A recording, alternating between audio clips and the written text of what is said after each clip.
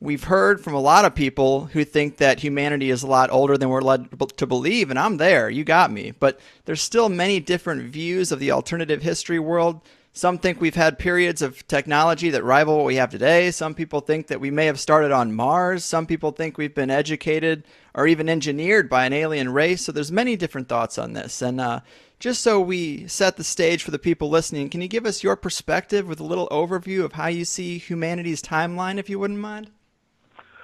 Well, I'm very much influenced in my work by my studies in the ancient Sanskrit writings of India, which have a cyclical concept of time. Mm-hmm. You know, time goes in vast cycles. So in all of these cycles, according to these ancient texts, humans have been present. So I would expect to find a human presence going all the way back to the very beginnings of the history of life on Earth. Most scientists today would say humans like us first appeared less than 200,000 years ago on Earth, and their claim is all the evidence supports that idea. But if you actually look, as I have, into the entire history of archaeology and look at all of the reports, not the ones that we see in today's textbooks, but all of them, you'll see numerous discoveries of human bones, human footprints, human artifacts going back many millions of years, all the way back to the very beginnings of the history of life on Earth. Wow. Is there any type of techniques for dating? Because I've heard like carbon dating, which is of course the most popular, most known about method of dating old things. I've heard it only works up to a certain point. Is there a technique that stretches back further, or is that misinformation? Well, you're correct that the radiocarbon method of dating has a very short period of time in which it's applicable. You know, it's based on the concept that the body contains a type of radioactive carbon called carbon-14, and if an element is radioactive, that means it decays into other elements in what's called a half-life. And the half-life of carbon-14 is about 5,000 years. So that means after 5,000 years, half of it's gone. Another 5,000 years, half of what's left is gone. Gotcha. And so on. By the time you go back about 20 half-lives, or about 100,000 years, there's no more left to measure. So that's why that method only works back to about 100,000 years. There's another method that can be used on bone, and that's the uranium series method. It goes back about a few 100,000 years because the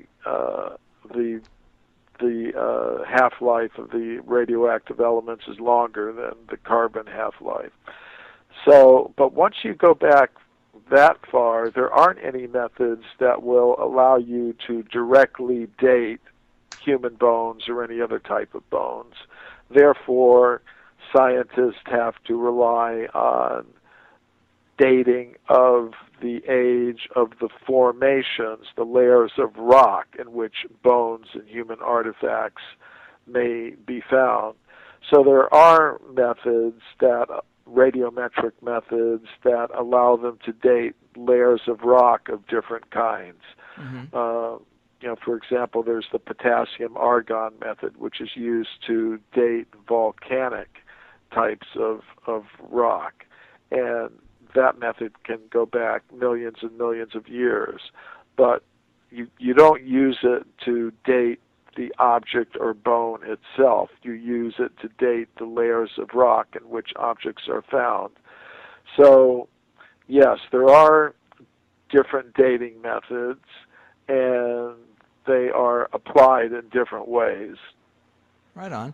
And let me ask you another question. I mean, considering all the research you've done on these ancient Sanskrit texts, would you walk us through a couple of your favorite writings? I mean, a lot of people consider these things to be fiction or moral tales or fables, but I mean, it makes sense to me that it would be a historical account. People would start writing down what's going on.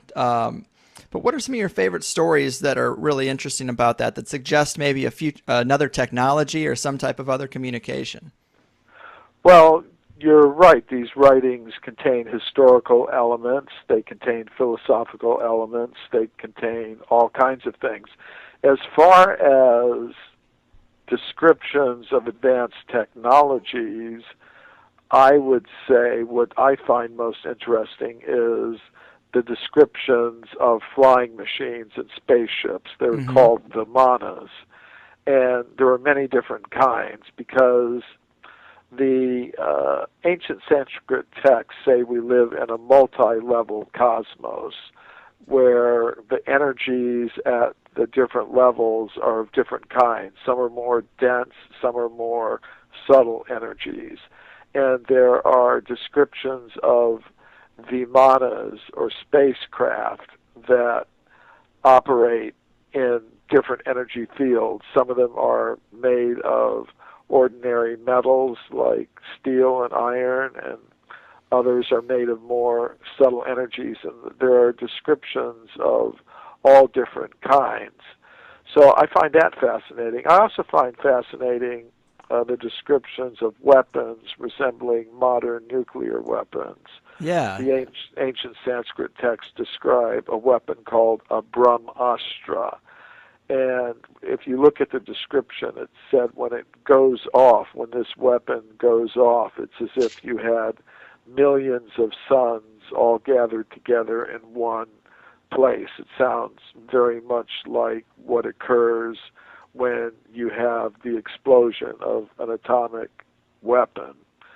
And actually, I find it very interesting that Dr. Robert Oppenheimer, who was the scientist in charge of the American project to develop an atomic bomb during World War II, was, in addition to being a great physicist, was also a great student of the ancient Sanskrit writings. Mm-hmm. And when the first United States atomic bomb was tested in 1945 at Alamogordo in New Mexico, he was there in the bunker when it was set off. And when it was set off, and when that huge light lit up the sky like a million suns all in one place, he began reciting Sanskrit text from these ancient Sanskrit writings.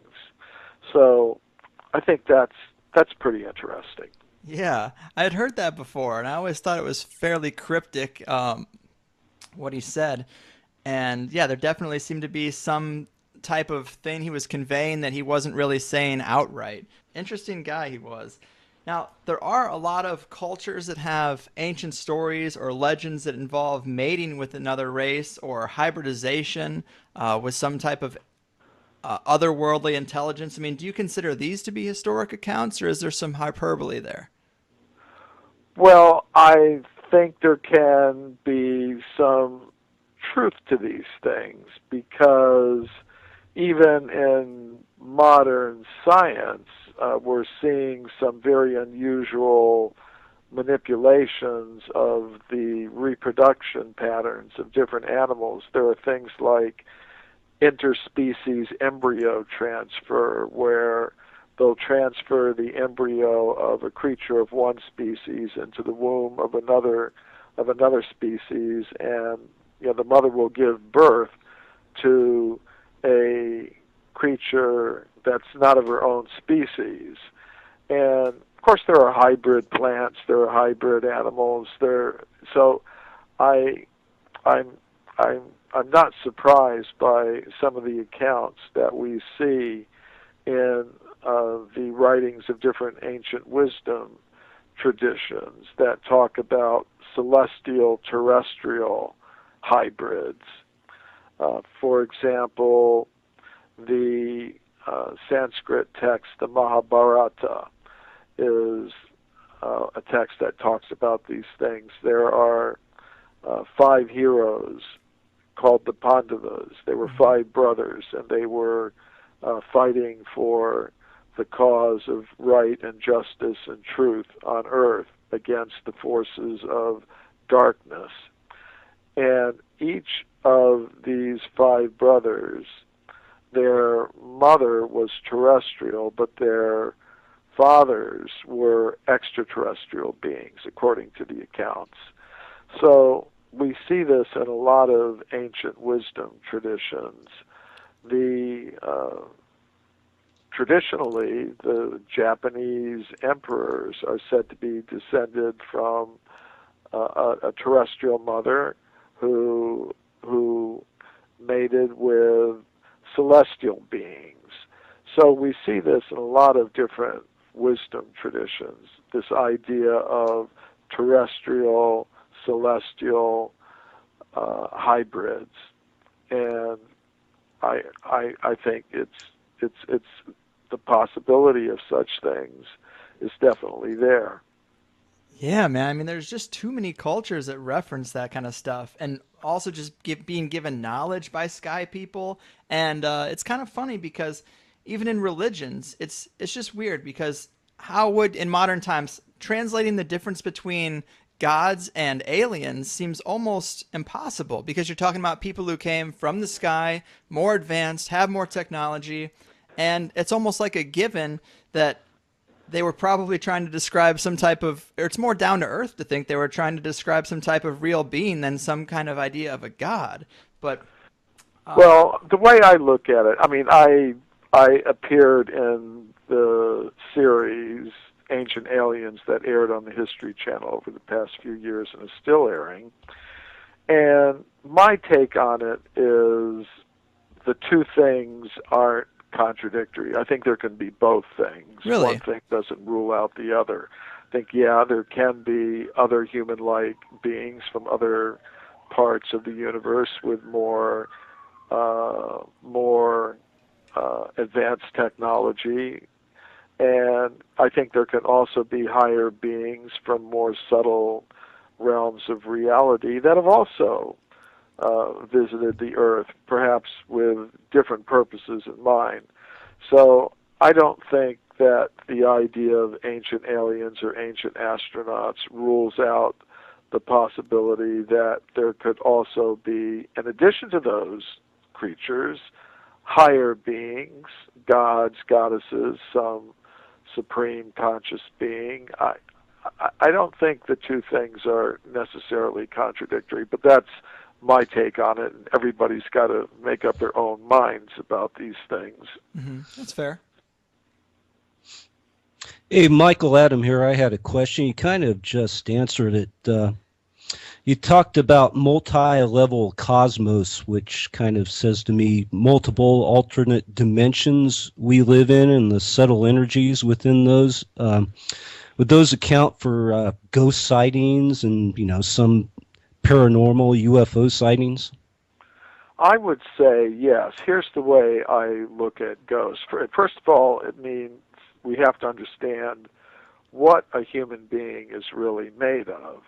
Now, today, many scientists will say a human being or any other living thing is just a machine made of molecules, and that's all there is to it. But I think there is more to it. I think a human being is made of three things.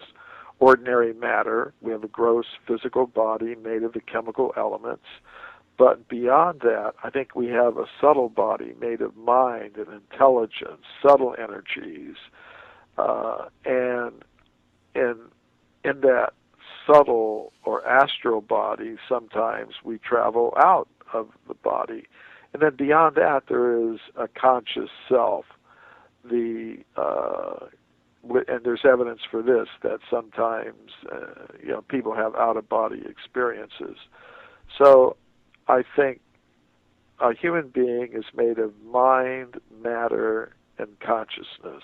And when I say consciousness and mind, I mean things that have their own independent existence. Many scientists would say, well, mind and consciousness, that's just some temporary byproduct of bioelectrical activity in the brain. And as soon as the chemicals in the brain are disorganized, no more mind, no more consciousness. I don't believe that. I think mind and consciousness have their own independent existence. So sometimes, and I also believe in reincarnation. So here's how I would explain ghost.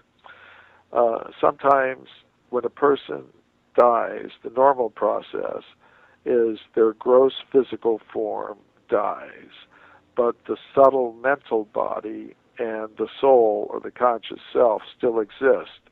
And based on the condition of the subtle mental body, the person will get another gross physical body.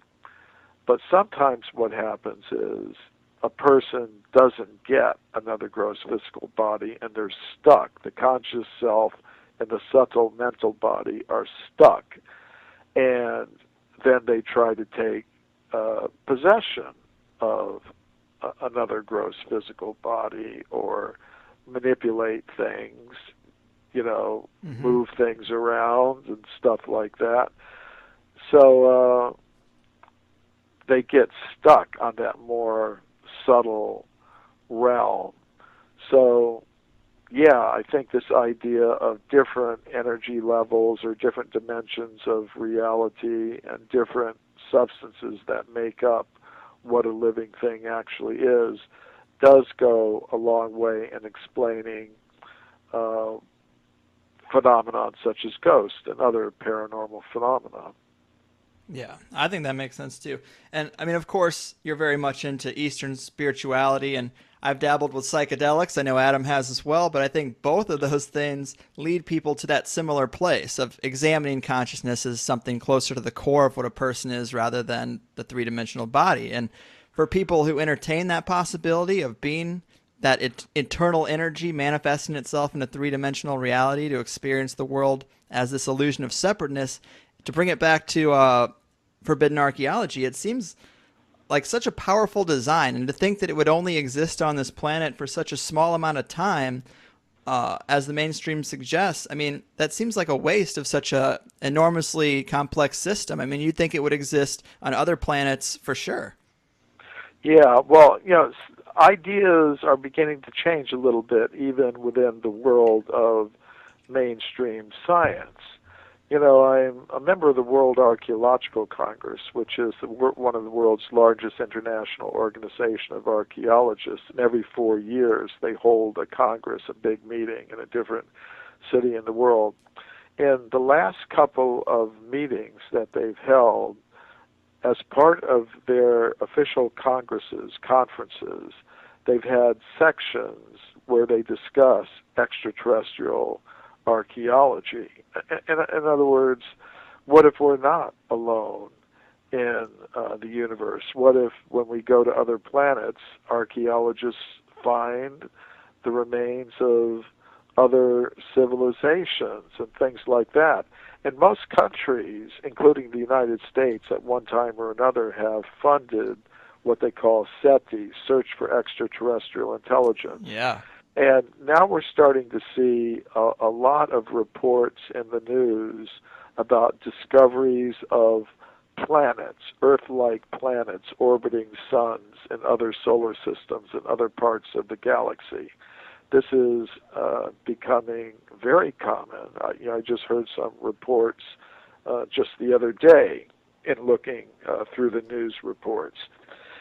So this is something that I think we're gradually being prepared to accept, that we're not alone in the cosmos. I think Stephen Hawking, who's a famous astrophysicist, has said within the past couple of years that we're not alone in the universe. So it's something that I think is becoming more and more acceptable, even within the mainstream circles. They're gradually creeping in that direction. Well, this is kind of close to another question I was going to ask you. Is there's a lot of people in the alternative community that suggest, sometimes from ancient writings, sometimes other things, that we visited the moon or even came from Mars in the ancient past. Have you seen anything to suggest that that would be true, or lead you to believe there might be some credence to those kind of stories? Well, the way I look at it is we're part of a whole cosmic hierarchy of beings. According to the ancient Sanskrit writings, there are 400,000 human-like species scattered throughout the cosmos on different levels of reality. So I wouldn't be surprised at all, to learn that, well, we're related to other intelligent, conscious beings who exist in other parts of our solar system, of our galaxy, of our universe. I wouldn't be surprised at all. However, in one sense, I think we're all extraterrestrials in this sense, that we are made of matter, mind, and consciousness. And I think that conscious self has an origin on some higher level of reality that I call the level of pure consciousness. Mm-hmm.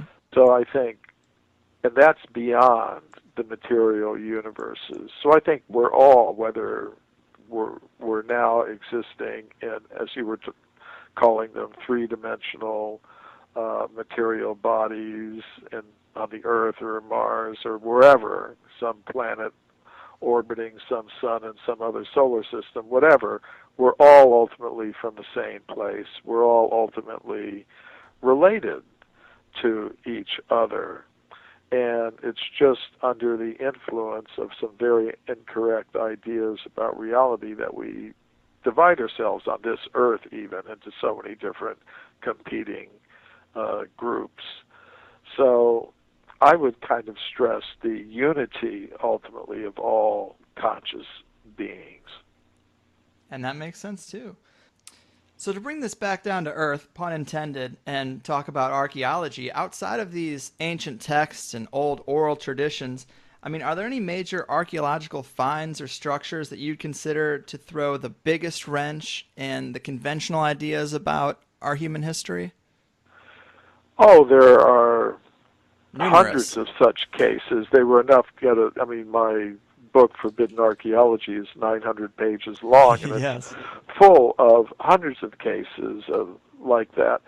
Some of my favorite examples are the California gold mine discoveries, for example. During the gold rush days, miners were digging tunnels into the sides of mountains in the Sierra Nevada mountains and near the town of Sonora. And deep inside the tunnels in the solid rock, they were finding human skeletons, they were finding obsidian spear points, stone mortars and pestles, all kinds of stone tools and weapons. And these were found in layers of rock that modern geologists consider to be about 50 million years old. They were reported to the scientific world by Dr. J.D. Whitney, who was the chief government geologist of California. His report was published by Harvard University. But, we don't hear about these things very much today because of what I call a process of knowledge filtration that operates in the world of science. Yes. There were other scientists who lived at the same time as Dr. Whitney, like Dr. William Holmes, who was an anthropologist at the Smithsonian Institution in Washington. He said, if Dr. Whitney had understood the theory of human evolution, he wouldn't have published that report. In other words, there's a tendency among scientists to ignore, reject, and dismiss discoveries that radically contradict dominant theories and accepted ideas. And if that just happened once or twice, well, maybe you could overlook it. But if it happens hundreds of times, then I think you've got to ask what's going on here. So I always find it fascinating, not just that there are these discoveries of human bones, human artifacts, human footprints going back millions of years before mainstream science thinks that humans like us first came into existence. The discoveries themselves are interesting, but what's also interesting is how the discoveries are treated, this process of knowledge filtration that operates in the world of science. Yes, I'm really, really interested in that area specifically, the the subject of information control. And there's different schools of thought, of course. I mean, there are some researchers in the conspiracy realm who suggest that people in control of the world today are actually members of a specific network of people that have probably been in control throughout several mass extinction level catastrophes.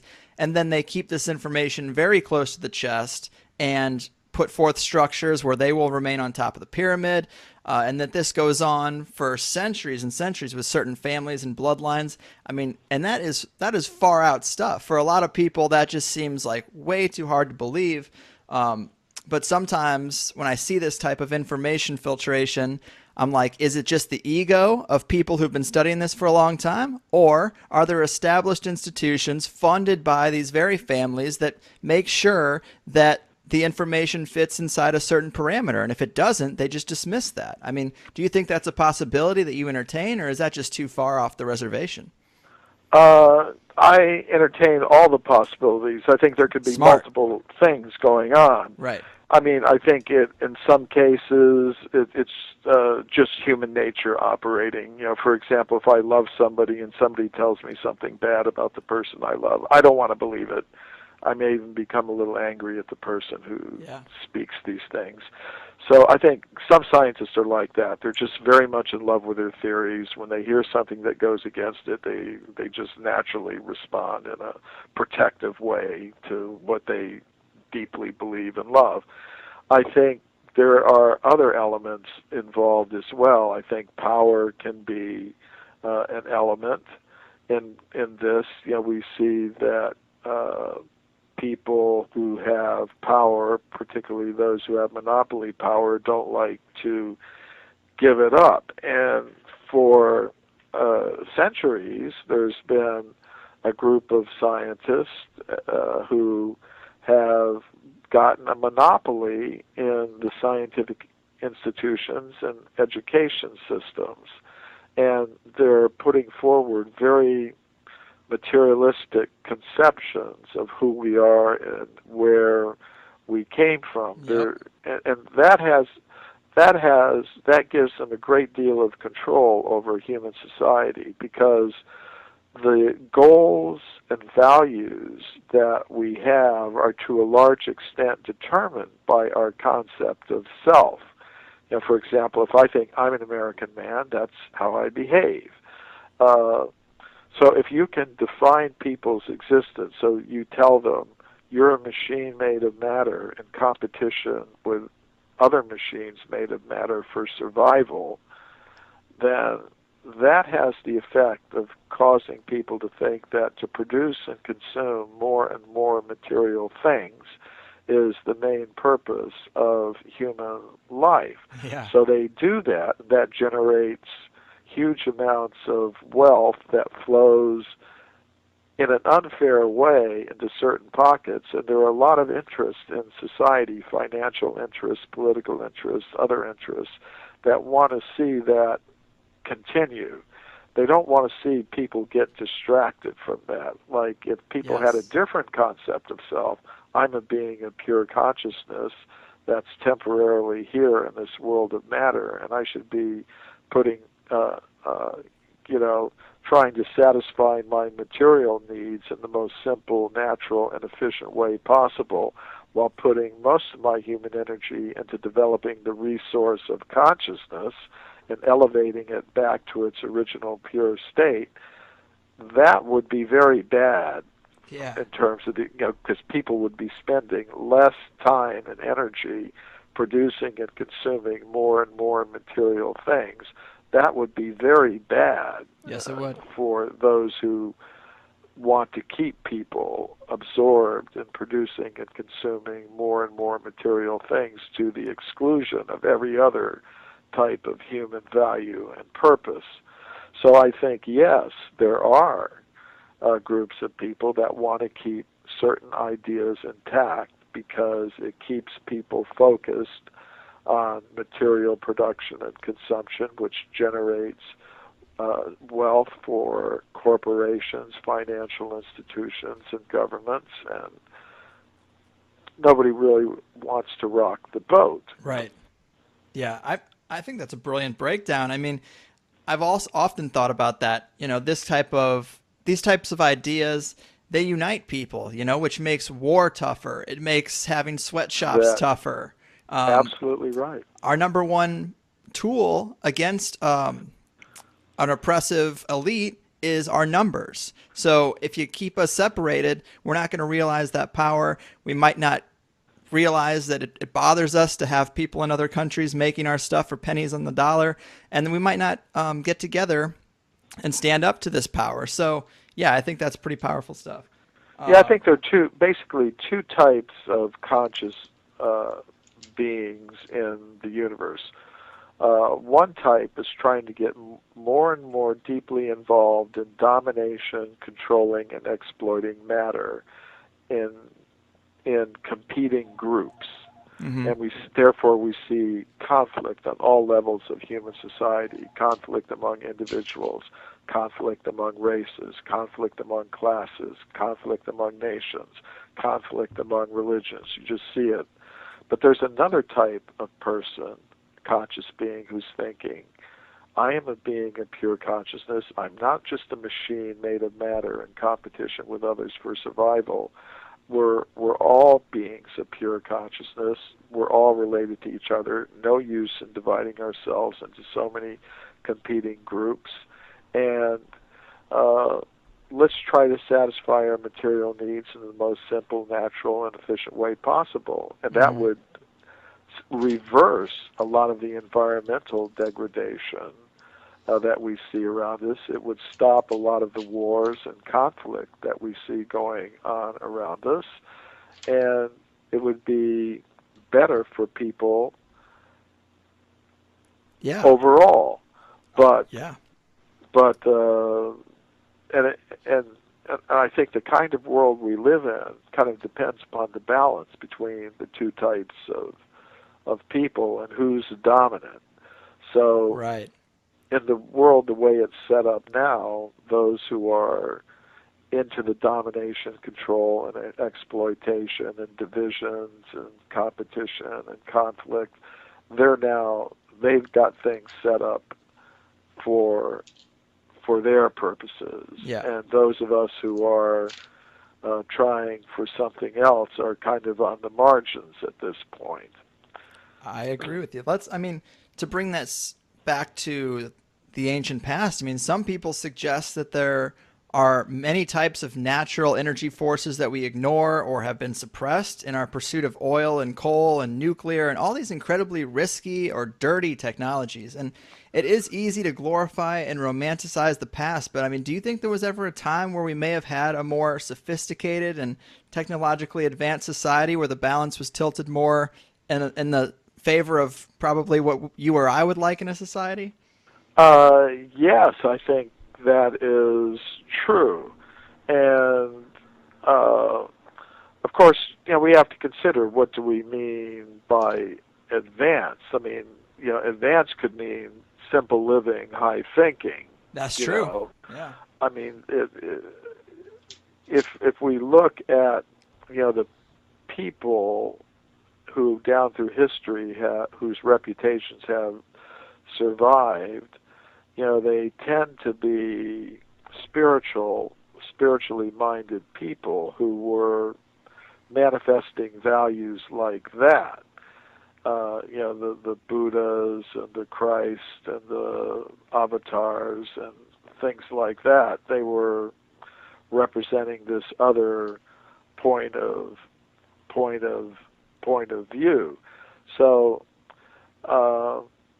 I think in the past there were, and there could be today, civilizations organized on a different basis than civilizations are organized today. Mm-hmm.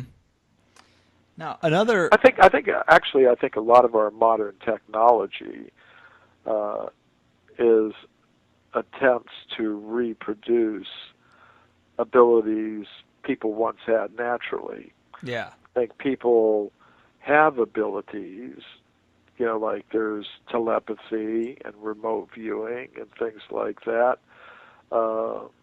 I think a lot of our technology today, in terms of the internet and smartphones and televisions and things like that, is our attempt to reproduce in technological form abilities that people once had naturally.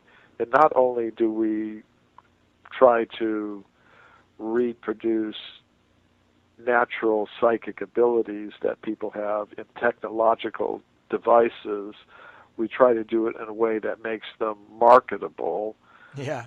so that you can extract wealth from people and establish control over them. I think that's part of, you could say, the evil genius of, Capitalism. like Facebook and things like that. Now they've been able to monetize and extract wealth from people's social dealings. Right. You used to just hang out with your friends. Now you have to hang out with your friends in such a way that you're being sold to advertisers, and people are making money off your personal social activities. It's kind of an interesting bargain. Well, the world is in a weird place right now because, like you're mentioning, there are major conglomerates and corporations on the internet that are monetizing off this stuff, but at the same time, we're learning so much more than we've learned in previous generations. That connectedness is happening with us. We're seeing more of how people live on other big islands on this rock, and we're realizing like I said, it's not that different. It's a deal. It's a deal. Yeah, it's a it trade-off. It is. I think There's actually some positive things, but there's some negative things that go along with it. Agreed. And I think that as the internet finds more ways, this philosophy of the internet finds more ways to manifest in 3D reality, like we're seeing 3D printers. I mean, that's the number one way. Like that is torrenting music right there for objects. You just duplicate things. So I think we're finding ways to bring back the veil of this perceived scarcity of all of our resources that make things more expensive and make things, people can manage them for us. And we're realizing, hey, we can create stuff. Bitcoin is a way that we're doing that with the financial markets. It's pretty interesting. I'm a huge fan of, that's what this show is on, the internet. That's where people are learning about this stuff. You're not going to see this on I'm not CNN. against it, but, absolutely. I think there are different people with different interests involved. Yes. The old school of thought is those old power brokers are still trying to find a way at the same time to weasel in on our territory and benefit from it. It's definitely a strange give and take, and we're lucky to be alive during this. It's pretty wild. Yeah, this is a battle that's gone on since times began. Like there've always been the two types of conscious beings: those striving to become more and more deeply involved in dominating, exploiting, controlling matter, and those that are looking to develop consciousness. So it's been going on since time began. Nothing new about it. We're just getting our particular version of it today. Yeah. Hey, Michael, how important is humankind in the role of all of this, in the role of the universe? Well, it's very interesting. In the human form, we're at a crossroads. We can go either way. In the human form, it's possible for a conscious self to rise to a level of awareness where it can rise to a stage where it no longer has to exist in contact with matter and material forms, which are temporary. Say right now, our conscious self is connected with a body that's going to get old, it's going to get sick, it's going to die, it's going to take another birth and undergo another cycle of birth and death. And in Buddhist and Vedic philosophy, this is called samsara, the wheel of birth and death. And there's all kinds of limitations placed upon consciousness on this level of reality. In the human form, it's like a spaceship, a space vehicle, a very complex biological entity that can allow the conscious self to raise itself beyond all this and get to that level of pure consciousness where there is no birth, there is no death, there is no competition or scarcity or anything like that. So it's kind of a vehicle that has very advanced capabilities built into it if we choose to use them for that purpose. But the way society is structured today is we're encouraged to use this very capable vehicle for other purposes. And, so I think the human vehicle is very important in the cosmos because it has that capability to take conscious selves out of this whole cycle of samsara. But the human vehicle can also be used for domination, control, exploitation, and remaining entangled in samsara. So,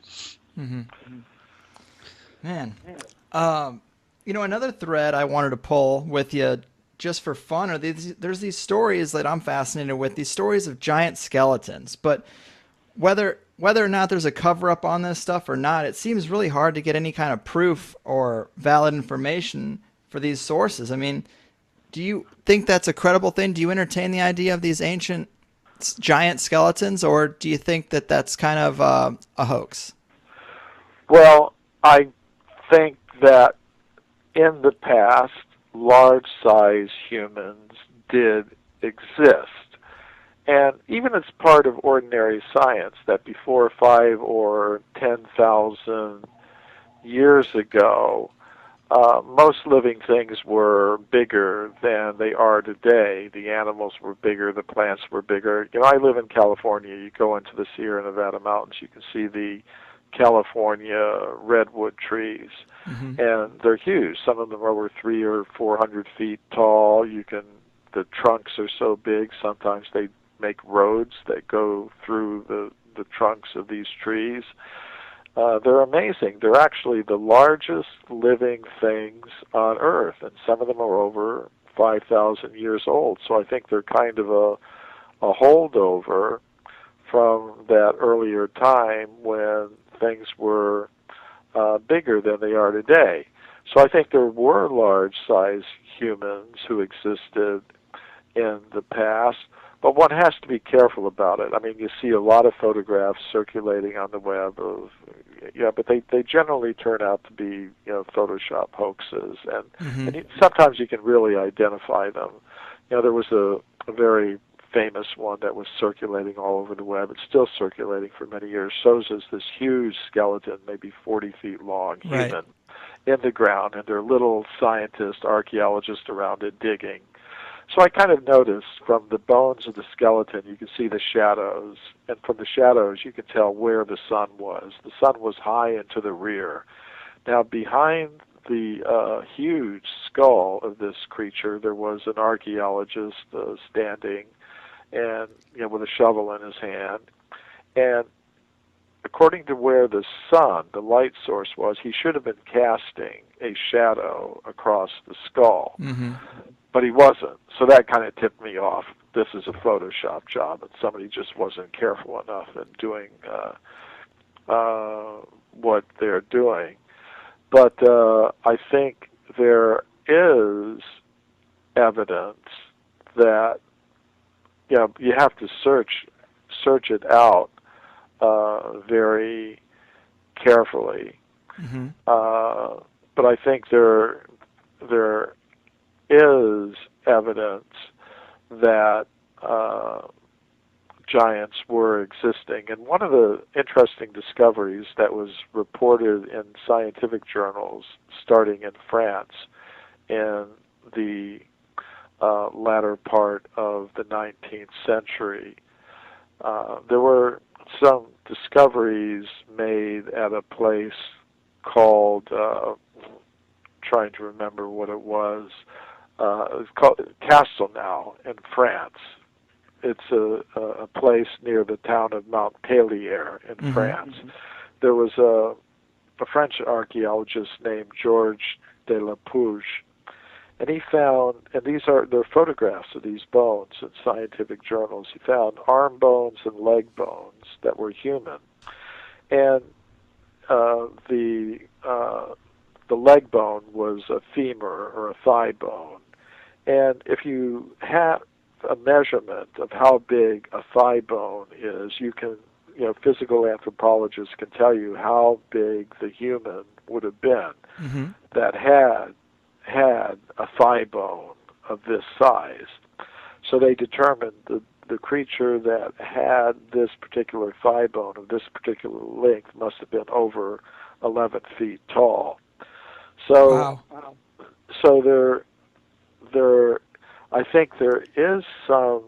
This is the best documented case that I've seen so far. I'm very interested in cases like this, but as you were saying, finding evidence that really stands up to investigation is a little bit difficult. Yes. But this is the best one I've seen so far. Right on. Well, it gives me hope that it's not all just a sham. On the subject of, multiple cataclysms, a lot of people talk about there maybe being 6 mass extinction events that we've gone through.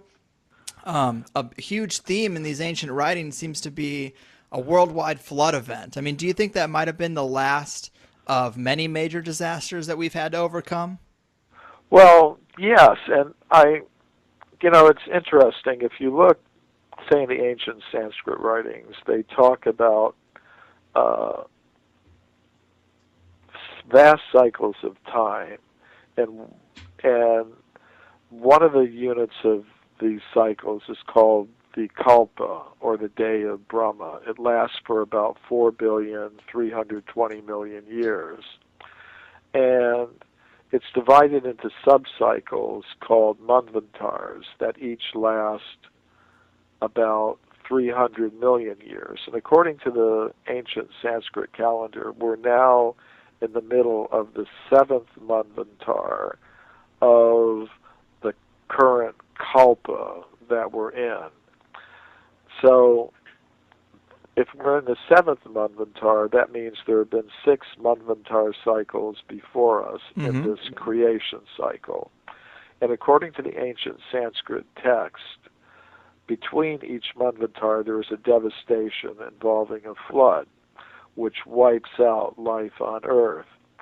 And if we're in the 7th manvantar, that means there have been 6 of these devastations before us, which matches up with what modern science says, that over the past couple of billion years, there have been 6 major extinction events spaced at intervals of several hundred million years.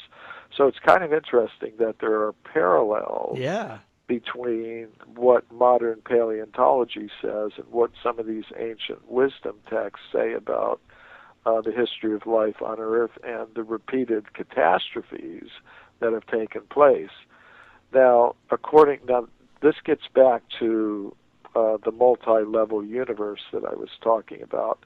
After so on our level of reality, there have been periodic devastations that have wiped out life on Earth, but the means for repopulating the Earth exist at higher levels of the cosmos.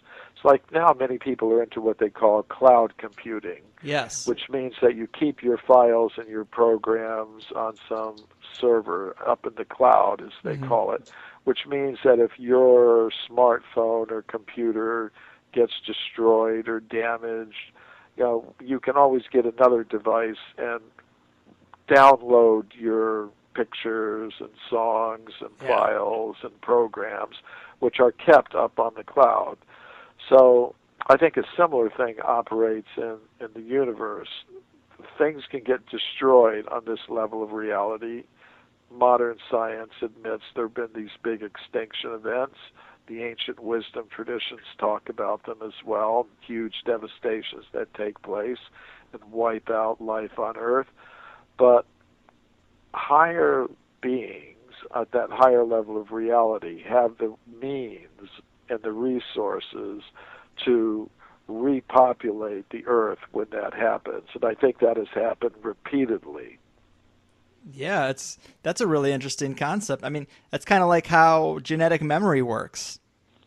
People talk about the possibility that instincts and things like that are actually memory, some type of genetic memory that we can tap into, as if each human is a computer tapping back into that cloud of information. Yeah, something like that. Of course, I would explain it in a slightly different way, that the soul or the conscious self maintains contact with a subtle body of mind and intelligence that incorporates memories.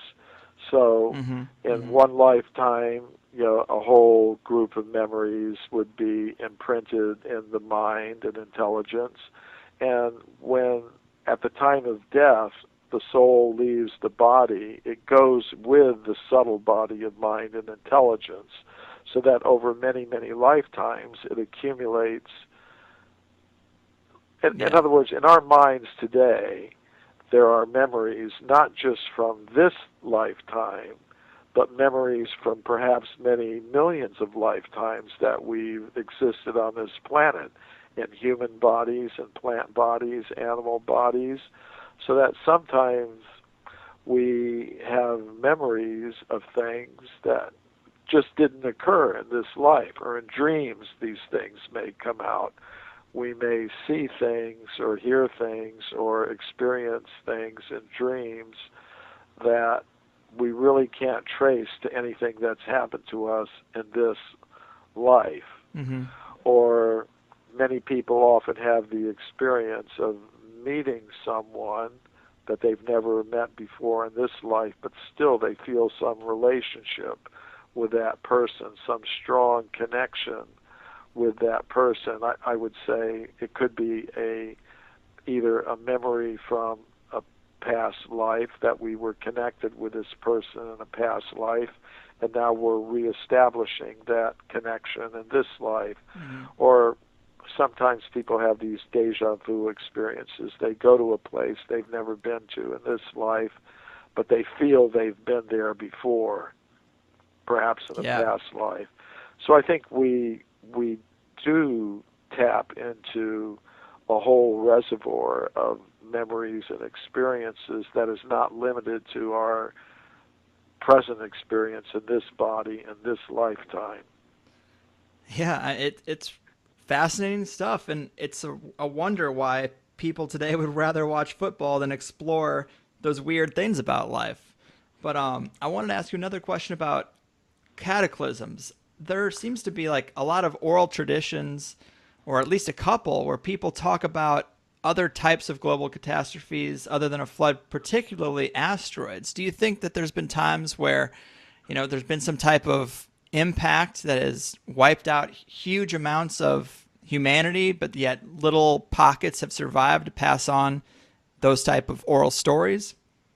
Absolutely, and I think it's a kind of evidence that can help us show how long humans have actually been on this planet. And I think it was just last year that people in Russia, saw this huge meteor go streaking across the sky. They recorded it on cell phone cameras and things like that, and it smashed into the earth.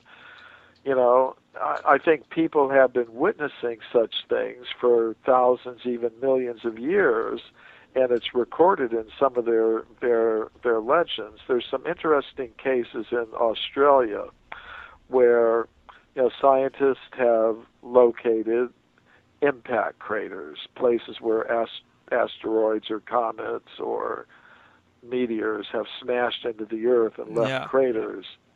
And the interesting thing is that local Australian Aboriginal people have in their legends accounts that, for example, a star fell down at this place.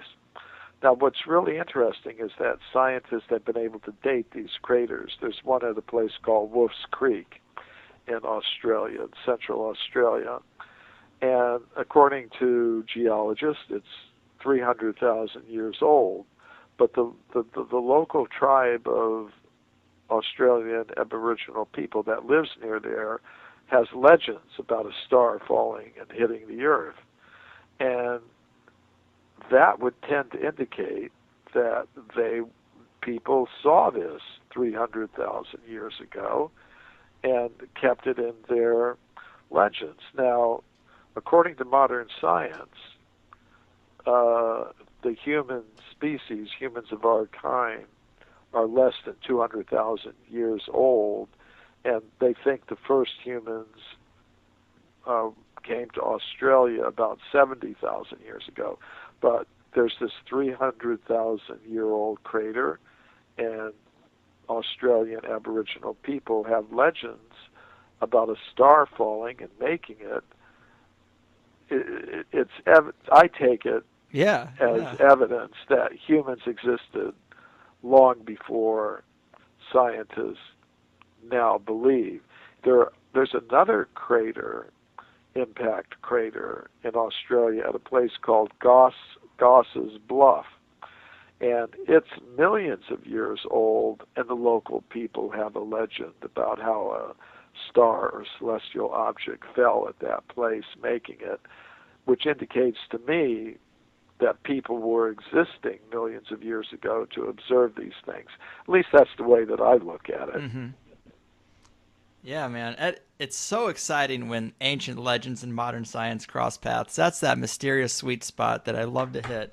But man, that pretty much does it for us. I could bounce questions off you all day. You're a fascinating guy. Thanks for doing this. I mean, would you like to tell people a little bit about your website and what you got going on now? Okay, the main website for people interested in my work is mcremo.com, mcremo.com, and there they can find my schedule of lectures and interviews. They can also find information about all of my books, like Forbidden Archaeology, where I talk about the archaeological evidence for extreme human antiquity, my book Human Devolution, in which I get into some of these things that are related to consciousness and extraterrestrial life and the interactions of humans and extraterrestrials. My latest